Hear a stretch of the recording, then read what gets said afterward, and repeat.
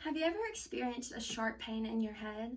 One that prevents you from focusing on anything else, or one that's so intense it makes you just want to lay in your bed all day in the dark until it goes away? This might feel like a regular headache, but it's actually a migraine you're experiencing.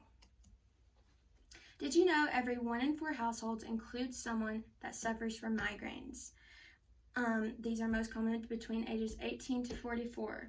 Now in this graph, it shows age groups and the percentage of people with migraines in that age group.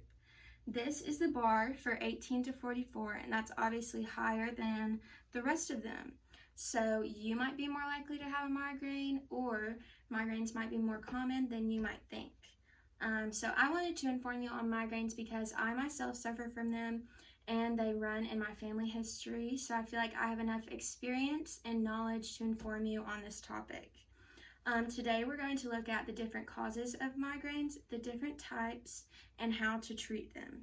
So before I share with you the specifics of migraines, we're going to get into what causes them and what exactly a migraine is.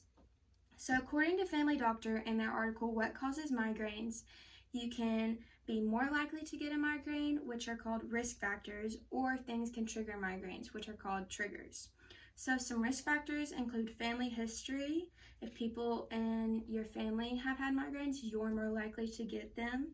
Also gender. Migraines are 3 times more likely in women. And age. Like we said, if you're in the age group 18 to 44, you're obviously more likely to have migraines. So other things can be triggers, like your diet. If you're dehydrated, skipping meals, or going on a sudden diet, that can trigger a migraine. But also things like drinking too much caffeine and dairy products have been linked to migraines. So people are known to cut out dairy products and chocolate because that might trigger a headache. Also hormones, like we said, migraines are more likely in women. So when a woman's going through her menstrual cycle or menopause, that triggers her brain chemicals and that can result in a migraine. Also, some stress and changes in senses like loud noises and flashing lights can trigger a migraine. So now that you've heard some risk factors and triggers of migraines, we're going to go through the different types of migraines. So while a migraine is a type of headache, you can also have different types of migraine. So according to American Migraine Foundation and the article, What Type of Headache Do You Have?, people can experience migraines with aura, which is a visory or sensual change, or without aura. So some migraines with aura can be a silent migraine, which you're experiencing dizziness and visual disturbances and nausea, but no head pain. You can also have a hemiplegic migraine, which is kind of stroke-like, and that's very worrisome because you lose sensation in half of your body. Now those are aura migraines. You can also have migraines without aura. These include chronic migraines, which means you have a migraine more than 15 days a month, and they vary in severity, so they can also be mistaken for like sinus headaches or tension headaches. You can have ice pick migraines, which is a sudden kind of stabbing sensation, maybe in your eyes, around your temples, and that's very concerning because it hurts really terribly. Also cluster migraines. These are very severe, and it makes your eyes burn. It can happen around your temples and also the back of your head. So now that we've gone through the causes and different types, we're going to go through the treatments.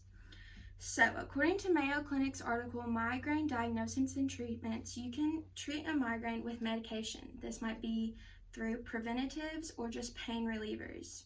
So some pain relievers might be aspirin or ibuprofen, or even caffeine. While it might trigger a migraine by having too much, it can also help you get rid of a migraine because you might have not had enough. You might be too tired.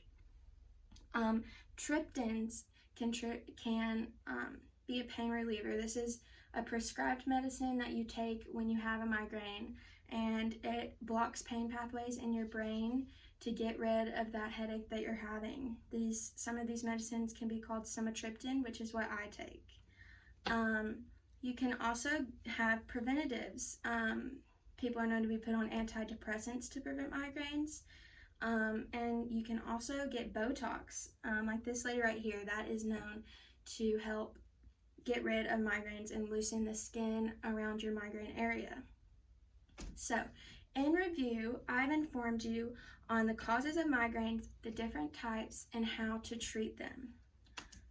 So, remember that sharp pain in your head, the one that made you not want to do anything else? After learning about migraines, you can identify what that pain is, and you can know how to effectively react to that.